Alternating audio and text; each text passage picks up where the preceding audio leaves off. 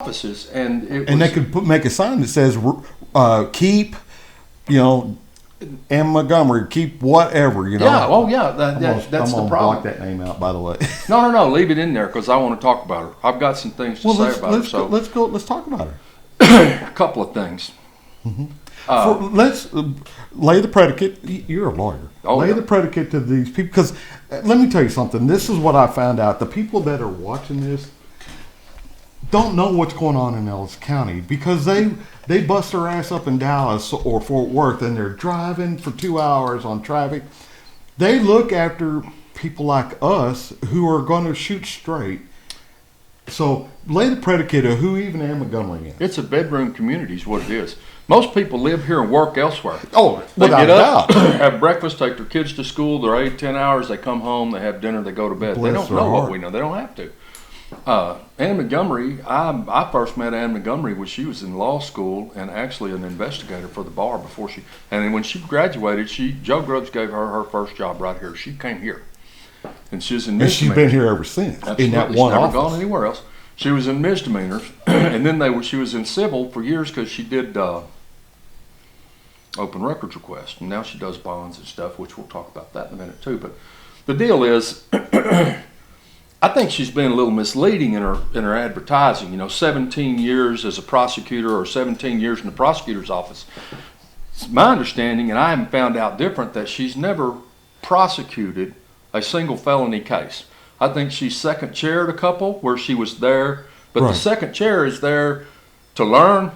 Yeah. Well, who Lisa said the other night that Ann, has never first chair prosecuted a single felony case. Right. So to me, to say, I've got 17 years in the prosecutor's office, it's a little misleading. Or 17 years as a prosecutor, that's true. It's truthful, but you're leaving out the part that you've never prosecuted a felony case. So do we really want a district attorney who's responsible for the ultimate decisions? The buck stops here. Under the current administration, I think sometimes they had to get permission or whatever. But do you want a district attorney making decisions on criminal cases that's never prosecuted a criminal case? That has no experience. Well, the answer is no. And you can hire people that have experience. That's true. Did you see who Lisa's interview with me the other night? I did. Did you see the graphic or hear the numbers off the graphic? I know I was going to post it, but I wasn't able to. The disparity between the amount of felonies that are tried compared to the amount of civil cases. Right. And what's happened is the number of felony cases have gone down. Right. They were higher. They were a little bit, and then a little bit higher, and then a whole lot lower in the last 3 years. But the fact is their prosecution rate's gone down. So they're filing fewer cases and they're losing more of them. And facts control criminal cases. They really do. Sure they do. But if you don't have the right people in there, I'm a defense attorney too. So the prosecution's job is to seek justice. That's it. It's not to convict. It's to seek justice. To see that justice is done. And defense attorneys, our job is to make sure the client gets a fair trial. Mm-hmm. That just means put the state to its burden. So we kick dirt on home plate and we challenge every witness and we on the table and whatever we need to do, but at the end of the day, facts control. So we had a problem in the district attorney's office for a while. And nobody knows it because nobody talks about it. And the average citizen, all they want to hear is that bad guys are going to go to jail, and they should, and I agree. Bad guys go to jail. Not so bad guys probably shouldn't. We have probation for stuff like that. Mm-hmm. But what they don't realize is there's been a lot of problems in that office, and they do tend to care a whole lot when it's them or a family member or their child. Oh, and then really? at that point, they're very interested in what's going on at the DA's office because it's personal. It always is. People don't know what the county judge does. People don't know what you do. That's right. They don't know what the DA has trials and put people in jail. Well, that's true to a point, but there's a lot more to it than that. Right. And the civil section has been floundering. We have the opportunity to make a whole lot more money on civil seizures involving drug cases, but the filing agencies have had a problem, so they're not filing them anymore. I don't want a filing agency to take grandma's car because grandson, I'm a real staunch. You can't. I don't like the technically you can't. Civil service. Yeah, but they'll tie it up. Well, they shouldn't. You're right. They because shouldn't. The deal is, if Grandma doesn't know he's dealing dope, then but if she does, then tough. But you have to know that, and most of the time they don't. But if they were delivering, Rodney, I'm with you.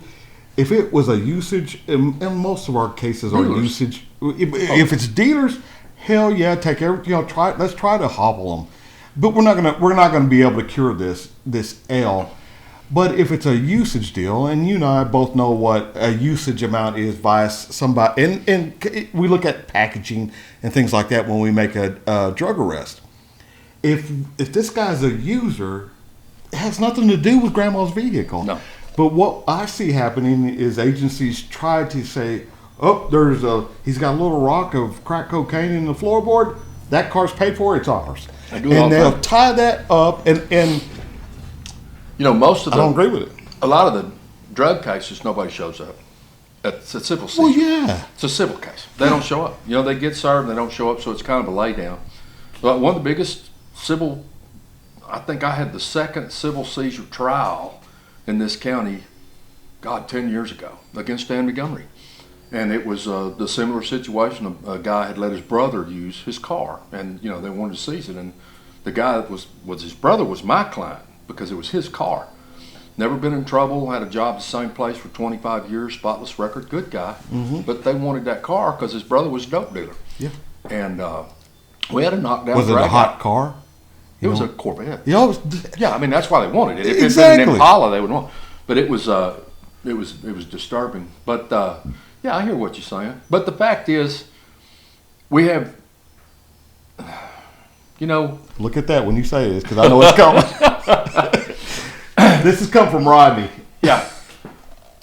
We have laws that we have to follow. Couple of things. Yeah. Well, a couple of problems with Dan Montgomery. One of the biggest ones.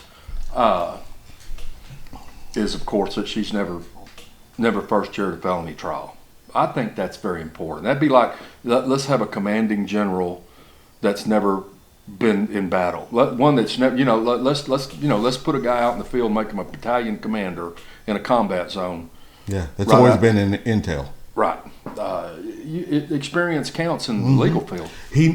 It's true. He knows what it consists of, but is he experienced on that playing field? Yeah, you can have all the intelligence and education in the world, but until you're in the battle, it doesn't matter. Yeah, I'm prime example of that. I don't know anything, but it's like I told Paul Perry the other night that if I start cussing, it's because all I got left. I cuss all the time. I'm not cussing here, but I cuss all the time, and I know I shouldn't. But I don't.